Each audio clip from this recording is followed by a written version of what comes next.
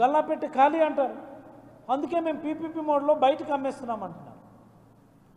అమరావతి నిర్మాణం కోసమేమో 77,000 కోట్లు కావాలని చెప్పి మీరు అడుగుతూ ఉన్నారు.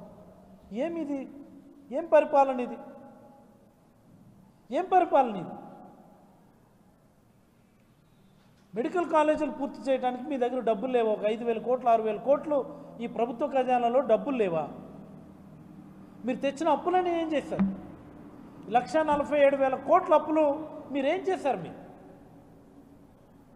ఈ 10-11 నెలల కాలంలో మీరు తెచ్చినటువంటి అప్పులు మీరేం చేశారు? మీరు శ్వేతపత్రం రిలీజ్ చేయండి, మేము తీసుకొచ్చినటువంటి అప్పుల్ని ఇలా ఖర్చు చేశాము అని. ఆ 1,47,000 కోట్లలో కూడా 26,000 కోట్ల రూపాయలు అమరావతి కోసం నిర్దేశించిన అప్పు అని చెప్పి మార్క్ చేసుకున్నాం.